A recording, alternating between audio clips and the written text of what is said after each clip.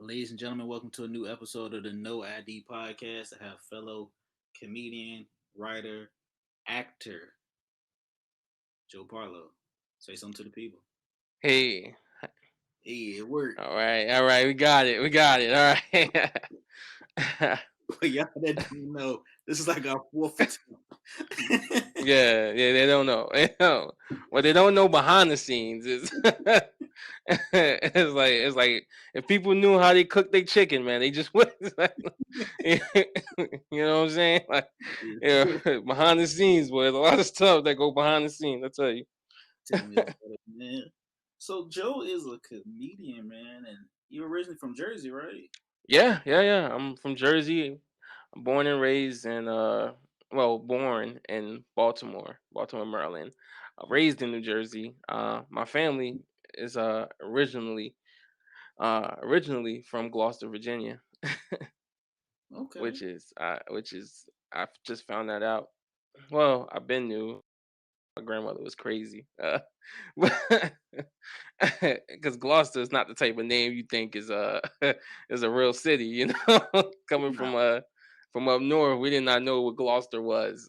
We thought Gloucester was like it's like Willie Coocher, Georgia. Like that's how we thought. We just thought it was just like she used to say, "Oh, my family's from Gloucester." We didn't know, but now we know. It's a real city. It's all good. I still don't think Willacoochee, Georgia is a real city, but I'm willing to try it out though. Let's find out. Yeah. Yeah, yo, for real, really. That's I really want to see what Willie Coocher is. Willacoochee. Man. but yeah, I'm from New Jersey. I was raised in New Jersey, so I claim a New Jerseyan. Okay. So I first saw you perform, Joe. You might remember, you might not. It was at the first open mic they ever hosted at the Funny Bone, Okay. which is uh different because I think that was the first one they ever hosted before like all assembly required, and I think it was just straight comedians, was no crowd, and Yeah. then I think, well, I take that back. It was a crowd. It was like somebody from like a radio station there, and the comedian. We was in the crowd. That was it. Yeah. So I mean, what made you get into comedy? Um what made me get into comedy was basically I was raised up on comedy. I've always wanted to do it. Kid used to watch it with my mom's a lot. That's all we used to watch. Um, and growing up in the '90s, that's all we really had was situational comedy. So that's all we had was like so basically that's all we really watched. That kind of influenced a lot.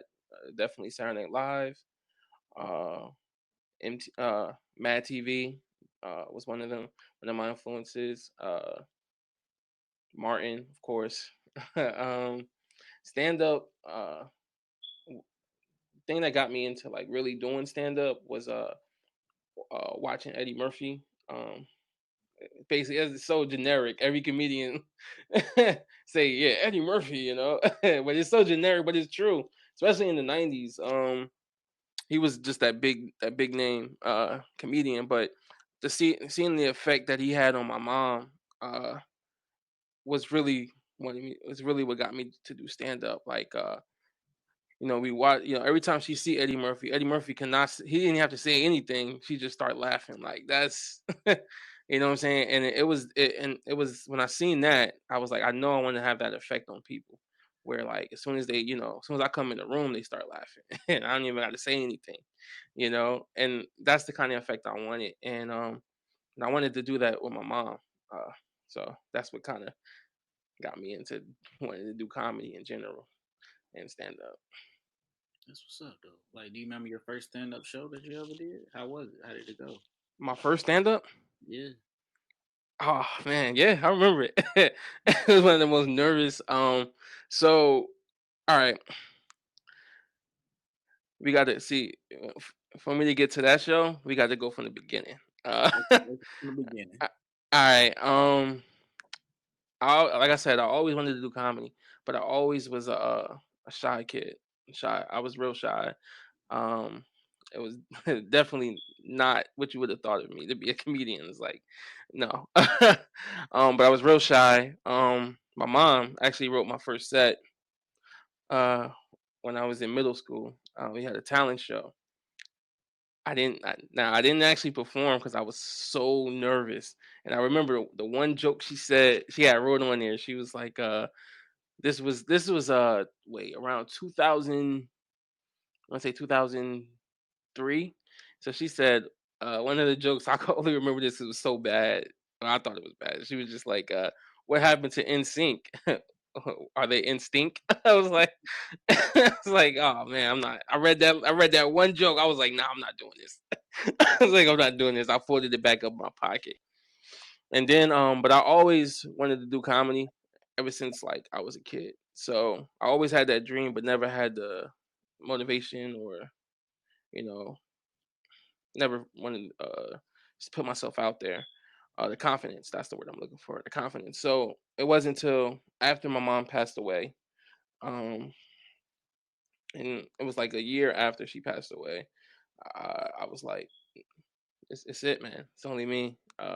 Can't, no more hiding. You know, I didn't have nobody else to hide behind. So I was just like, let me hit the stage, man. And when I hit the stage, it was a surprise because people thought, you know me, Room. I'm not. I'm not like your typical. Like you look at me, you be like, all right, wait, he might not be a comedian because I'm so quiet. I'm quiet unless they know me. So till we get to know each other. And so it was like, all right, I just want to see what he do. I got up there and I rocked it, man. And it's actually my first time on stand up. That's why I remember it because it was in my college. I was in there. It was a talent show in my college, and it's actually recorded on YouTube. So Okay. yeah, and I rocked it. I did good.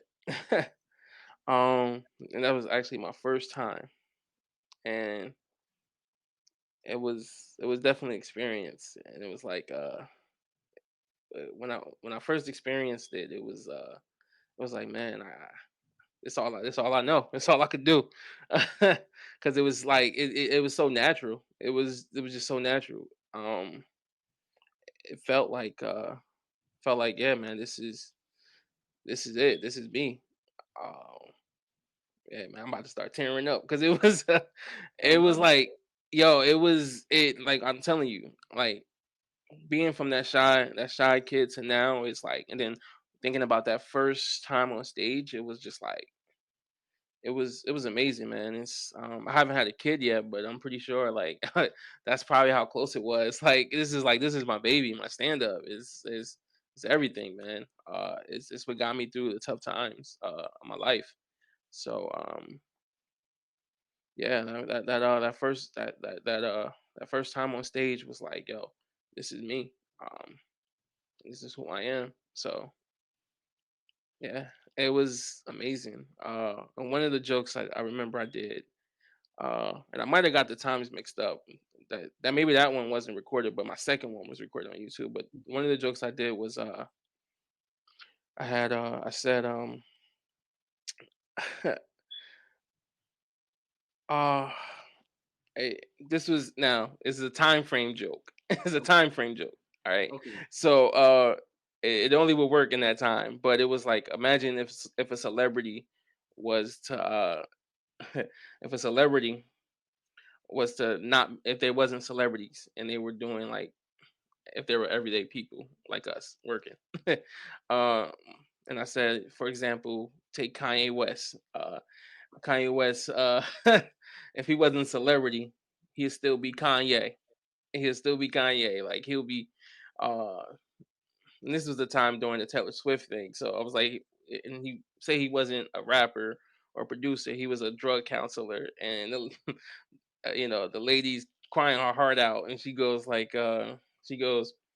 oh man, I've been off of drugs for a year. And he goes, oh, wait a minute, Alicia, Tanya over here has been off of drugs for 3 years, so we should get in the middle of that. And I was like, that was that. And then the punchline of the joke was, I said, now take P Diddy. P Diddy wasn't a rapper or producer, and he was just a cop or a detective or something like that. And he goes to there's a guy sitting in the office, and he goes in the interrogation room, and he goes, you know, the other detective comes up, sees Diddy, goes, "Hey man, what we got in there?" He go, "Bad boys, baby." He got a bad boy, baby. Then he goes, "Well, what did he do? I mean, how'd you catch him?" We caught him on that last train to Paris. Just a lot of Diddy references, and Okay. and then he goes, "Yeah, matter of fact, your breath stink. Take a tic tac, take that, stuff like that." And yeah, and it was like, it was, yeah, just a lot of Diddy references and stuff that made that joke funny. But yeah, that first time on stage, I remember that. I'm sorry, I know I talked a lot. No, we good. Look, we got nothing but time. You see, you did. This is what we doing. Well, this is what I do in No ID podcast. It's just me. I ain't got no team, so it's just me right now. Okay. But Yeah, yeah, when you asked me about that first time, man, it was yeah, it was amazing. yeah. Like my first time, I went to comedy school. So on the Okay. graduation, when I graduated, I'm like last, and my teacher was like, "Man, you gonna get I'm gonna give you 7 minutes. Everybody else got 5 or 3 minutes. I got 7 minutes." So my first time, I got a little tipsy. So Mm. everybody knows me. I already don't have a filter. But when I Mhm. have some juice in me, now I'm just really going uncensored. You know what I mean? Mhm. So um I performed, I came off the stage. I didn't want anybody to really go to my graduation because I might bomb, blah blah blah blah. And I didn't. And like my mom was there, dad, family, I had some coworkers there, some close friends, and I just felt like so excited, like I graduated comedy school, bitch. Like I had my diploma and everything. Like I was like, I'm using this more than my degree, Yeah.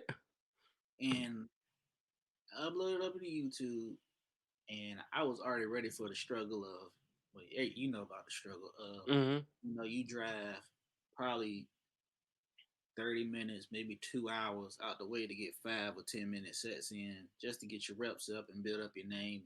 Most people don't realize that journey because they think Yeah. Nah. instantly when you a comedian, like you jump on the stage, you are Kevin Hart, like you Dave Chappelle status. They don't Yeah. realize, like we was talking about earlier, the backward. So what's Mm. your backward with your comedy and stuff like that? My back work. Yeah, like your Like, what you backstage mean? behind the scenes. Oh, behind this. Oh man. Um. Man. When I started in Jersey.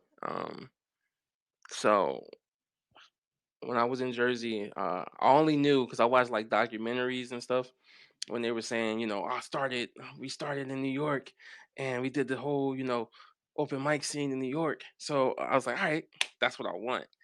Lord, did I know it was so much work, man? Like I literally, mind you, I was living by myself at this time. I was homeless, but I was working at this time. So what I would do is I was working at the airport, a restaurant at the airport, and I would have my shift at the airport was 4 in the morning to 2 in the afternoon.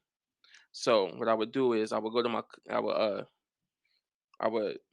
work at 4 in the morning, go to my cousin's house, wash up, right after work that's like 4. I get home 2, then I go straight to New York at 3 o'clock, right, where my man Taj Osorio, shot him out because my man doing big things in New York right now.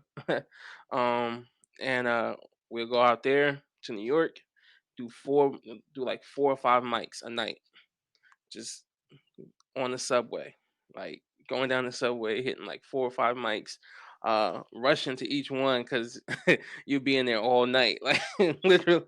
And it'd be like, it's like one. I remember this one mic called the Creek in the Cave. Creek in the Cave, right? So Creek in the Cave started at 9. Well, they had like 2 mics back to back, right? So we make it to the last mic that they're doing at the Creek in the Cave. That'd be like 9 o'clock. We get in there. It's one of those mics where you have to pick the names out of the bowl. And mind you, it's like it's like and Creek in the Cave can't be no bigger than the size of a like a. It was small. I can't even think of a. It was way smaller than. All right, the size of a. What's that place that had used to have the mics on Friday? Beans and Bowls. Zeke's Beans and Bowls.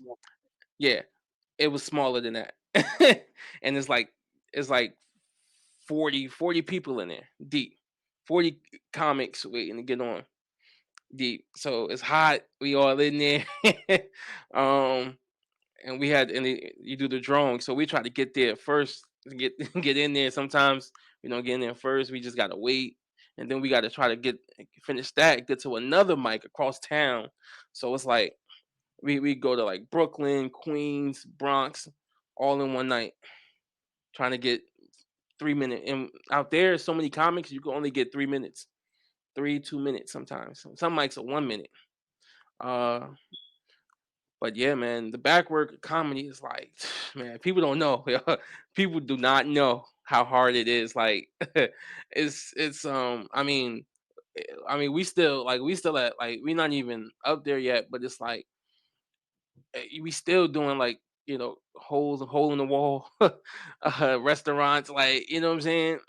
I remember, I never forget, it was this one show we used to do, me and my man, we used to do every Thursday. It was called the Cake Factory. Mm-hmm. Now of the Cake Factory, it's literally it's small too, but it had 2 floors. It was one upstairs, it was a bar upstairs, and it was a bar downstairs, but it was like a performing area downstairs.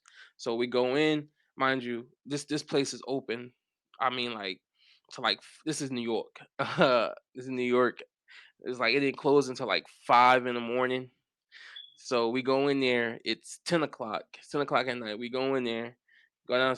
It's a rock band performing before the comedy show that starts. So we gotta sit in there in front of like all these like kids who just like rocking out, high, cocaine, whatever. Like literally, we saw one of those ones where somebody like banged the drum, like literally kicked the drum, bass drum, and threw it in the room. It's like, yo, what is this? What's going on? And we got to perform after all of this like rock stuff going on.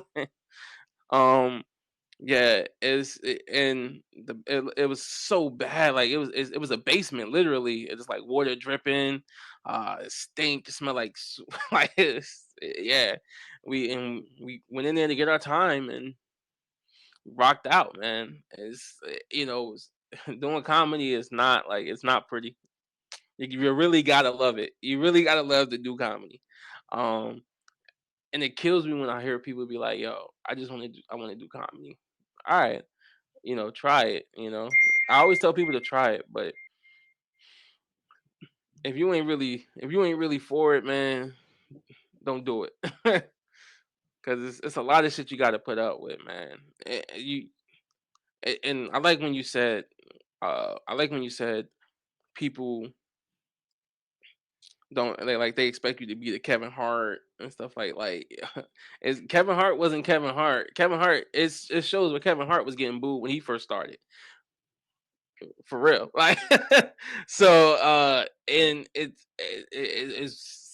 crazy cuz like people expect that from you, that level or that experience when you first get on stage. And it's like, bro, like you didn't even pay to get in here. Like why why do you want, what I'm saying, that like, what I'm saying, you blessed to have us on stage, like because you could get a whole lot worse, you know what I'm saying? We've been to shows where you get a whole lot worse. But yeah, I just comedy is hard, man. You gotta. And when I started, I started damn near by myself, man. I didn't have family to come see me like that, so uh it's you gotta really kick that motivation, and like you really gotta, in comedy you gotta find something deep down inside, and you just gotta throw away everything. Like just don't listen to nobody and just go for what you want. Like I'm trying to do it visually. Like I put the hands aside because it's like a tunnel, man. You gotta see the ending, and when you get there, it's like, dang, man. I'm still trying, bro. I'm still trying to get there. I'm just now finding out how to tell my jokes. And I've been doing comedy for like 6 years. So That tunnel. You know, it's crazy. I had a bad experience one time with actually with a showcase that I was on.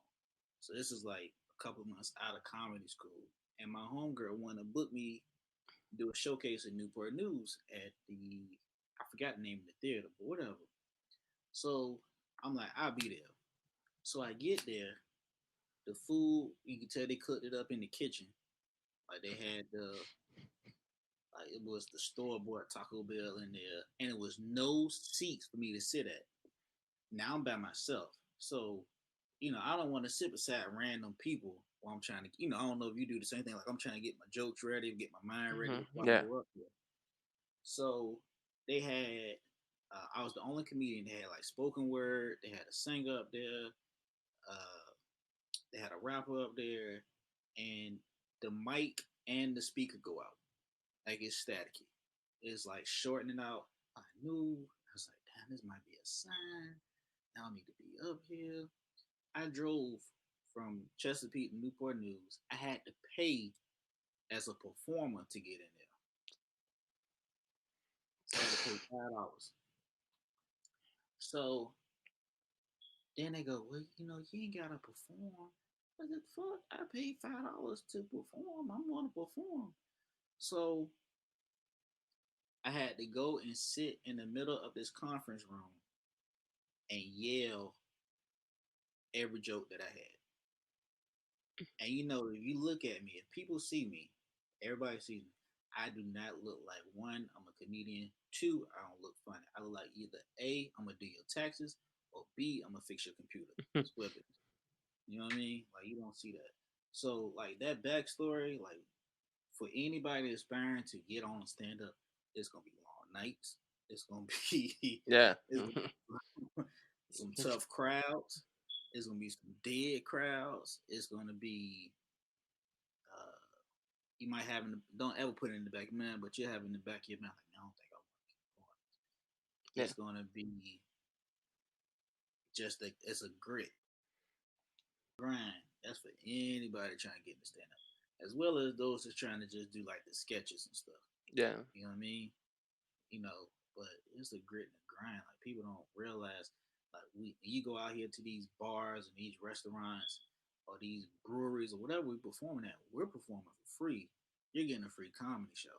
Hmm. So it's usually open mics. If anybody don't know the definition of open mic is where we actually trying our material out on the crowd, see if it hits. Sometimes it hits, sometimes it don't. Does not call for you because you pissed off at your job. They come in and try and help us or heckle us. I hate that shit because I was at a like a little churchy event and I had a heckler and I was like, God, now in the Lord's house. So Yo, church people, yo, the worst, bro. Church, church. Like I love it. I grew up in church. I love God. I love His people. But you know what I'm saying? Is yo, they could be so judgmental, bro. And you be saying like you say things you expect. Like, all right, I come in church. Let me keep it clean or something like that. No, they want. You know what I'm saying? They want the same thing you'll say in the club. Like, no, like morally, that's wrong with me. Like, I'm not gonna, you know what I'm saying? Like, I'm not gonna go out there and talk about, sex or anything like that in the church. Like, but that's what they want to hear. That's what they. you want to hear? Hey, I gotta make up your minds, man. You want God, you want the devil right now because ain't no in between. Yeah. This shit crazy, bro. But I do. It's funny that you mentioned church sets because it is. I do find inspiration in I can't think of his name right now, but it's a Christian comedian who's actually a minister, a pastor, who, man, awesome. I'm telling you, awesome. Uh, I gotta give you the name once I once I get it. I'm gonna send it to you. But You talking about like Kev on stage? hmm? kept on stage? No, no, no. He's good too, but it's one that's like strictly like he's a minister, like he's a minister, so he's really good. Like he's and because he does it, and then he gets an altar call. Like you've been to church. If you could get an altar call after a comedy set, like it's some power behind you. Like, if you think somebody want to get saved after hearing some jokes, like it's some power behind you. But that's cool, man. I grew up in church. So I'm heavily influenced, but Like, but Rome, I like your style of comedy because it's like you just relax and you chill when you up there. It's like I like that in my comics. Like, yo, I appreciate that because it took years to get relaxed and chill. But I like yours because you got some jokes in there. Like when you said the joke about your grandmother going to Jamestown, but she couldn't go because she thought that slave was still working there. oh, Did I get that? Colonial Williamsburg, yeah, yeah, Oh, yo, hey, the kid with the Tourette's, like I was like, damn. yeah, nah, yeah, um, that's a joke I actually wrote with my grandmother when she was alive. Cause I was in the house. It's crazy. Like, so people don't know the work that it takes for a comic, like to get to certain jokes. I had this joke for years. I used to say, cause in Jersey, I used to say I can't take her to places like White Castle, cause she thought all the black people that worked there were slaves. So I used to say that. I used to say that. But a lot of people in Virginia don't know what White Castle is. So I had to um I had to change it and say Colonial Williamsburg, and it was kind of more actual and factual because Colonial Williamsburg is a place that have that drama. I don't even know if I'm saying it right, but it reenacts slavery, so it kind of works, and it actually do have an Amtrak train down the down the street from from there. So yeah, but yeah, I actually wrote that joke with my grandmother. And I was just because my grandmother, she and at the time she was forgetting a lot of stuff. You know how old people get when they forget a lot of Mhm. stuff, and she actually helped me with that joke. So yeah, that's where that joke is inspired from. But thanks, man. No, right. I still remember that. I was like, damn, that is true though. But I don't want to get too old now. So you also have been doing some writing. I know we collaborate on a script not too long ago. Probably last year, probably pre-pandemic. Jebediah's Country Fried Soul. Yeah, gentrified. Yeah, gentrified. So yeah. Um. So yeah. Yeah, you remember we was talking, we was all talking, and it came into it was just the idea. I think he had said yo, I want to do because he he gonna kill me. Jeff. Jeff, he has that character Jebediah. And Jeff just has that voice where it's like, yo, this dude is hilarious. Like when he used that voice and that character is just funny or whatever. And then we were all talking about at his house. We were talking about what was he saying? He was saying like, oh yeah, he was talking about like doing a restaurant sketch and stuff like that, and how he wanted to do something. He said he wanted to do a restaurant sketch, and I was like, oh, so why don't you just uh like a healthy like restaurant or whatever. Yeah, that's what it was. It was he was talking about doing a healthy restaurant, and I was like, all right, so why don't you just call it gentrified soul, because mostly like it's supposed to be a joke based on gentrification, um, Mhm. and how they come into the neighborhoods and they gentrify a lot of these restaurants and shopping centers that we have, like for example, I mean in Newark, New Jersey, one of my comedian friends had this one joke where he said they took away the Popeyes and put a Chipotle. It was like it was like, yo, that's, you know what I'm saying, that's they changed these different restaurants, and they, you know, they took away the Dunkin' Donuts, they put the Starbucks, like uh you know, I don't remember, uh and it's not me sounding racist, but black people, I didn't I didn't know black people drunk so many lattes before the gentrification. You know what I'm saying? Like, I didn't know what a latte was before Starbucks came in the neighborhood. Like, that's I was just put coffee in my milk and just was like, all right, that's it. That's all I thought it was. I didn't know latte was a whole nother thing. Like, uh, I didn't know it was espresso. I just thought it was coffee and milk. That's espresso is espresso and coffee. Is like coffee is crack. Espresso is pure cocaine. That's what that is. That's exactly. Yo, That's what that is. I didn't know that. You know what I'm saying? It was,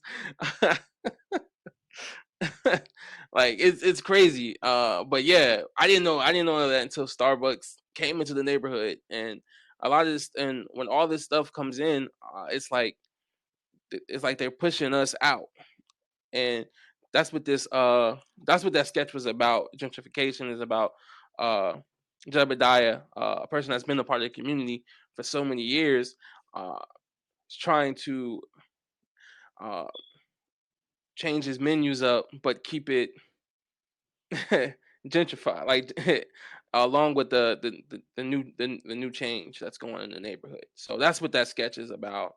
Uh when I do sketches, I have to do a little bit more better with preparing them and putting a story behind it, because that's what that a lot of the stuff that I do, a lot of the sketches I do is it's a deeper meaning behind all of them. Uh, so that just happened to be one of those where I felt like it could have been, it still could be more than what a lot of people think it is, because it's about a guy who refused to, I mean, well, don't refuse, he refused to leave his home, so he just adapts to the change, and that's what we do as people. uh we adapt to our environment. uh that's all, I mean, African Americans, that's all we do, man. We adapt, and that's how we survive, and that's what this sketch is about. Uh that's what that sketch is about. Jebediah is adapting to the change that is happening in his neighborhood by trying to sell you know, his food and mixing it with gentrification. So yo, that's what that sketch is about. But like I said, a lot of the stuff, even in my comedy, is my stand up. It's a deeper meaning behind it. A lot of people don't understand that yet. A lot of people don't understand it, but once I do make it, then they will understand. uh, you say make it. What's your definition of make it? uh, just being, when I make it, fans, more people listening to me. That's it. I don't even. It's not even about the money for me, really. It's just it's just the fact that people are listening to me. Uh, I have something to say. I have a lot to say. Um, I was the only child, so I didn't really have anybody to talk to growing up, in that when I was in the house. So, and then, like I said, I was a shy kid. I kept a lot of stuff reserved uh, in me. So once I started doing comedy, it was my way of expressing myself, and I have a lot to say, and I just want people to listen. That's it. Just listen, uh, and you'll catch it. You'll catch it. It's a lot, man. Man. I learned a lot about my comedy during this quarantine. Um, and I mean, I only go how God. I work with God. God gives me something, I write it and I say it, and that's important, because you don't want to be out here telling people the wrong thing. And in comedy, I feel like comedy is the most passive way of getting your information out, for real. because people don't notice it until you go home. People don't until you go home. My I was talking to my I call her my because I grew up in church with her, but she was a pastor and stuff, and yeah, I was talking to her because I had to get some clarification on some things like that's been going on in the media, and in my spirit it just wasn't sitting right with me. So like because the way how I was feeling, it was like a lot of hate and things that was building up inside of me. So in my sets it started reflecting that. So I had to call her and get some guidance and things like that. So when I talked to her and I was telling her and I told her exactly what I just said, comedy is like a passive way or whatever, because people don't realize when they get home, oh, like he just gave me some some knowledge. But she said her coworker, she said her coworker had told her that her he was like he she apologized for saying, "Oh, I didn't mean to ask like a dumb question." He was like, "Oh, no, there's no there's never no dumb questions. It's just inquisitive idiots." And everybody was laughing. And when she got home, she was like, "Wait a minute, did he just call me an idiot?" Like she didn't know he called her an idiot. Like they went through a whole night together and then realized when she got home by herself, got relaxed and comfortable, was like, "Wait a minute, call me an idiot." But like that's comedy does that. It's just it's just a passive way of getting your info out. That's true. I mean, Kevin Hart did the best on his special. Laugh at my pain. Hmm. I'm sorry. Kevin Hart did the best. Laugh at my pain. Yeah. He did, and I think as blacks, we always adapt. But we've always found a way to adapt or overcome, and no matter the situation, we've always found a way to, I guess, make it like a good story for us to laugh back on. That's just how we've been built. Um, Yeah. Especially now, like with the media and stuff. Like I've been at the protest, I've been marching. I've been all solidarity with Black Lives Matter. And one of the last protests I went to, they had their chance going on. So it was me and my dad, and it was a bunch of other people. We just out there. Everybody looking like face masked up and everything. And they were saying these chants, say their name, Breonna Taylor, Trayvon Martin. It was going to listen, to listen, to listen. Let's just kept continuing. So it was this older white couple behind me, and it was a black guy in front of me, around my age. He had his ankle monitor on because he was on house arrest, Hmm. and his joint started beeping off, so he had to leave. True story. Me and him was talking, we was laughing about it. Yeah. But when they was doing this chant, they had a chant said, "My skin is not a crime." And I looked around to my left. I said, "I'm gonna see these white people say that." I'm just in my back of my mouth. Like, I'm see this. They ain't say it. But I got in one of my bits. Hopefully, once people start wearing their face masks and sanitizing, and this pandemic is over with, I can actually get on the stage and say that because God knows I missed the stage. Hmm.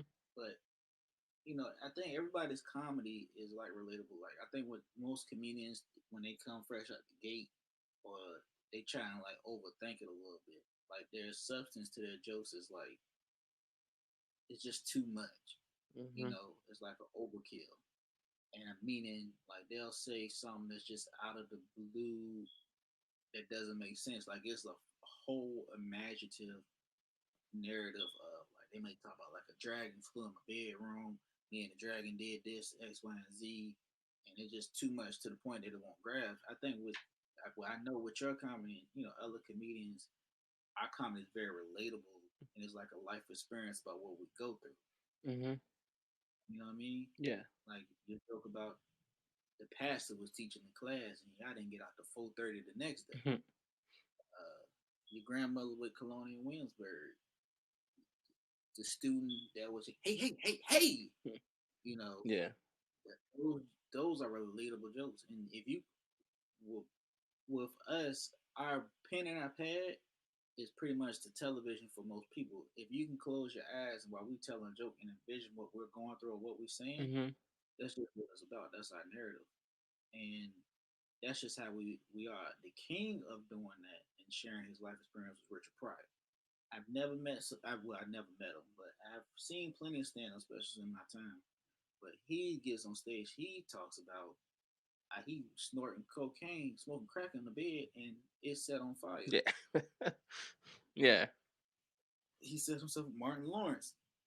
He was talking about on one of his specials how he came back and how he was out in the middle of the street. He got a hold of some kind of drug. He was out in the middle of the street jogging butt naked, Yeah. and it's all relatable. You know what I mean? So that's just what comedy is. Mhm. That's it. Yeah. It's humor. It's observational. It's relatable. It's got a lot of sarcasm into it because we've been. I think we've been through enough in our years in life where we can actually share our experience. But I talked about this with Nori on the last episode. I was like, look, he said it. Black people, it's hard for us sometimes to loosen up because we've been hurt so goddamn much, and which is true. Hmm. We have been, but it's just a little bit harder for us to open up in Yes. certain situations. See, I don't agree with that, man. I know we've been hurt a lot as Black people, African Americans in America, but Mm-hmm. it's never enough to where we can't smile. Um, you gotta you gotta laugh to get through your pain. Kevin Hart, laugh from my pain. You gotta laugh at it, man, because it's you gotta laugh. Uh, if you think about it, like the comedian just said, Richard Pryor, Dick Gregory, uh, Flip Wilson, um, Mama Mosley, all those comics, man. At that time, Red Fox, all they came up in a way harder time than we did. You know what I'm saying? And they had to stand flat foot. Like Dick Gregory says it. One of the first Black people to ever perform at the Playboy Mansion, Playboy Club. Uh, and he had to stand. He was the only person ever allowed to talk flat footed in front of white folk. That's what he said, white folk. You know what I'm saying? But like to to even have the confidence and courage to do it at that time. These are people who generally hate you. These are people who generally hate, like they, you know what I'm saying? They morally hate you, like like they don't like you. They, you know what I'm saying? They won't let you talk to they kids. You know what I'm saying? They won't even let you. If you was on fire, they wouldn't spit on you. Like, and you got to sit up there and tell these people how to, you know, talk about, tell them jokes. Like they let you, you know what I'm saying? To have the confidence to do that, at that time was crazy, man. And the fact that this was a time where Black people were getting lynched, disappearing, uh, you know what I'm saying, churches burning, uh is, you know what I'm saying, for us to even say right now, uh we've been through so much, to not even laugh, then why are we doing what we do? You know what I'm saying? Like that's why I don't agree with that. That's the and Greg Dick Gregory, when he did it, he was talking about what they did in his sets and how Black America view white America in front of these people. So that goes all the way back to what I was saying about past comedy is one of the most passive ways to get your message across. Seriously, I could dig that. like that was the only way, man. That was the only way people understood. Like, oh wait, man, they laughing at it, but then they're like, oh, wait a minute. Like, I think Richard Pryor had this one joke where he was talking about, uh, man, I don't even know if it was him, but it was one joke where he was talking about illegal aliens. No, that was Dick Gregory. Dick Gregory. No, wait, was it Richard Pryor? Richard Pryor. I think it was. He was talking about. Oh, he said, black folk. Yeah, all right. He said black folk. He said if a black person run into an alien, if an alien run into a slave, an alien would go. He would go. Oh, you best. He said, I don't know about none of that, but you best get around from around here. This is Master's. This is Master plantation. Something like that. He don't play. Something like that. And he's like the fact that a UFO would come down and a black person felt so like, you know what, you got to get out of here for Master come. Like that's crazy. Like the mind to even think like, you know what I'm saying, like this person, this human being is so bad to another human being, it's that somebody from a whole nother planet, an alien, looks like a monster. You telling him he has to get out of here because Master's gonna come. This is Master's plantation. Like, do you not understand the mind? Like the it's crazy, man. Like, and the joke is hilarious, but at the same time, when you think about it, it's like, yo, these people did so much harm to us that we'll even turn to an alien for you know what I'm saying, somebody that's not even from this planet to for support. Like that's where their mind was at back then. It's crazy. I ain't got my hands on a bunch of Dick Gregory. I just got my hands on a bunch of Richard Pryor, Rudy Ray Moore. I always had Eddie Murphy. I Wait, just got were my hands you? I'm sorry to cut you off. Were you just listening to Rudy Ray Moore before you I was. Yeah, I heard it. I was like, wait, man, is he listening to is he listening to Dolomite? I listened to Dolomite. I listened to Dolomite, and I've watched Dolomite numerous times, and then of course when Eddie Murphy portrayed him on the Netflix show, a Netflix movie. If you haven't seen it, go see it. Yeah. Uh, I just fell in love with him more and more. Like his drive, his independence, um, Hmm. his willing to take a risk, how he wasn't afraid to change. And I just saw this movie. If you haven't seen it, it's on HBO, probably on Amazon. You probably can find it. It's 2 Minutes of Fame, and it stars Jay Farrell. Jay Farrell, fresh out of Indian River, Chesapeake, right? Hmm. Jay Farrell is a so you got your online comedians who do the skits, and you got your stand-up comedians, right? Sometimes it's both worlds. Some of tread into both worlds, whatever the case may have you. So in this movie called 2 Minutes of Fame, he gets famous off of doing these skits where he's dissing this comedian named Marcus Pope. Marcus Pope is played by Cat Williams. Cat Williams is like this big comedian. Like anything he does, he gets like $20 million. Hmm. And they're going back and forth, and Jay Farrell's trying to do, break into stand up and do his skits. And he goes like the same trial trip, sleeping in. He goes into this comedy festival, Laugh Out Loud comedy competition festival, and he's trying to find his way. And he's funny on his set, but a lot of people that can't relate to him because it's not relatable comedy. So in the meantime, Cat Williams uh, is out there, I guess, trying to get his creative integrity, a balance. Hmm. And he's not as popular as he was. And Jay Farrell's like shooting these skits, like dissing him on his live, and it's like a good hour and 45 minutes. Like if you're a comedian, this is something you need to watch because they had like Jay Farrell, Cat Williams, DC Young Fly, Dion Cole, Lou Nell, Red Grant, Carlos Miller, um, George Wallace, Sinbad. I'm like, damn, these are all the people that I remember. Like, watch, it was really good. I just saw it during this pandemic, Yeah. and yeah, it was different. So, but Dolomite is my is I'm not as risky of that to go butt naked on a album cover. Yeah. But I probably would do it. I ain't gonna cap. I ain't gonna lie to you. I probably would do it. You know what I mean? But in today's world, you can't do no shit like that. I feel like Rudy Ray Moore would have been like if he was around at this time, like he would have been like way more famous than what he was back then.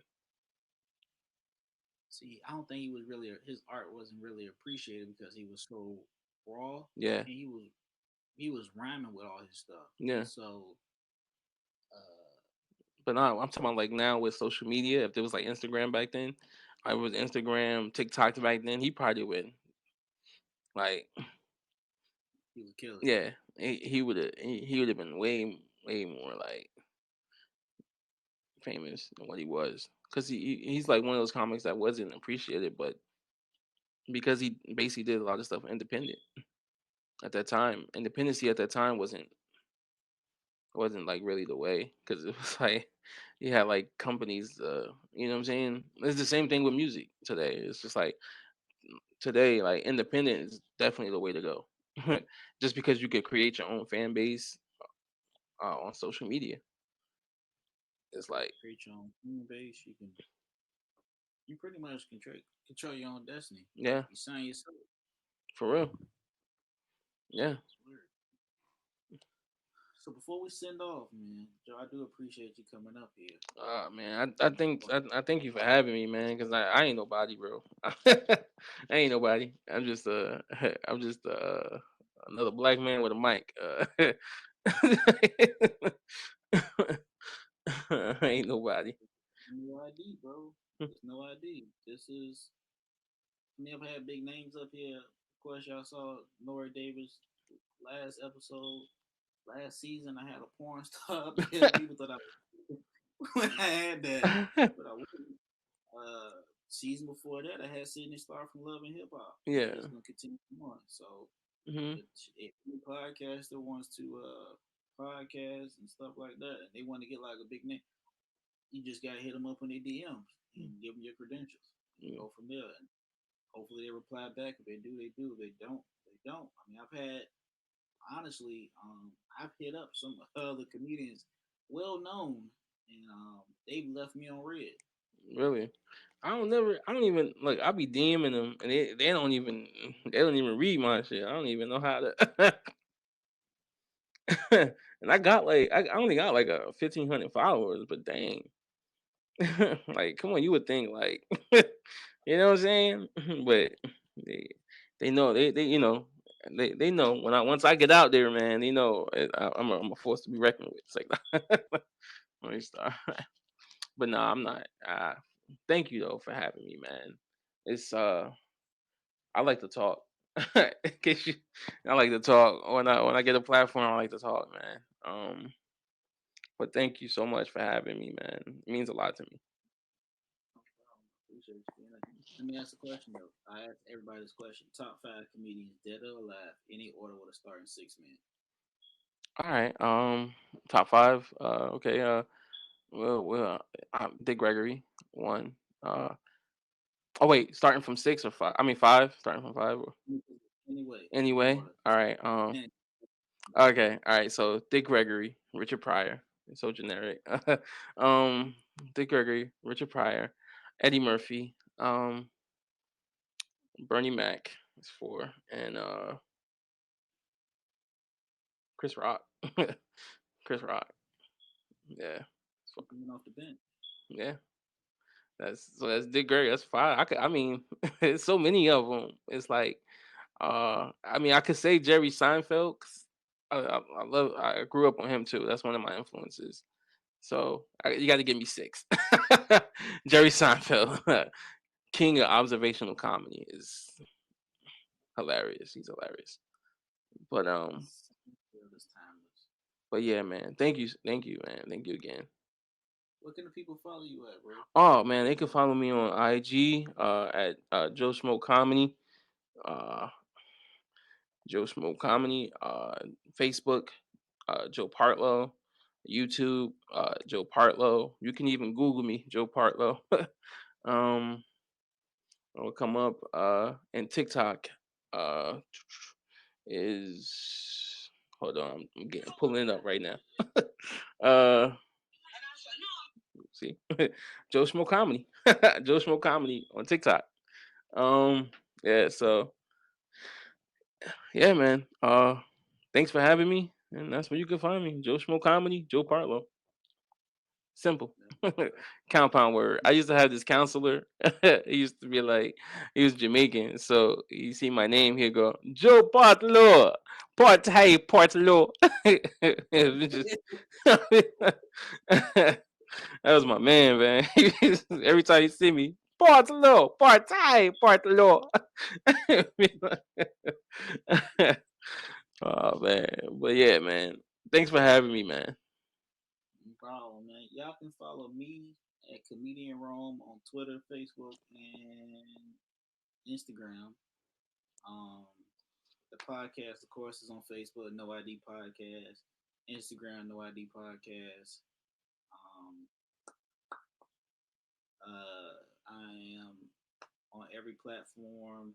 It's my third video going well for YouTube. Featured No Idea has been featured on a couple of other stuff like Top Black Podcast and Dope Black Podcast. Shout out to them for actually giving me the opportunity to be featured up there and discover black creators. So this is the grind of everything, man. And I appreciate those that have watched and listened and have supported and shared and liked and commented and been a guest. Make sure y'all follow Joe Schmo Comedy, Joe Partlow, Joe Part High, sometimes low. E. You know what I mean? And if you need some video work, some editing, hit the man up too, because he does that as well too. Ultimate Hustler. So I gotta Yeah. plug that in. Oh yeah, thanks, man. I forgot about that. Yeah, thanks. Can't forget the man, man. But hey man, y'all have a good night, Joe. I appreciate you, bro, coming on. All right, man. Thank you. All right. Juices.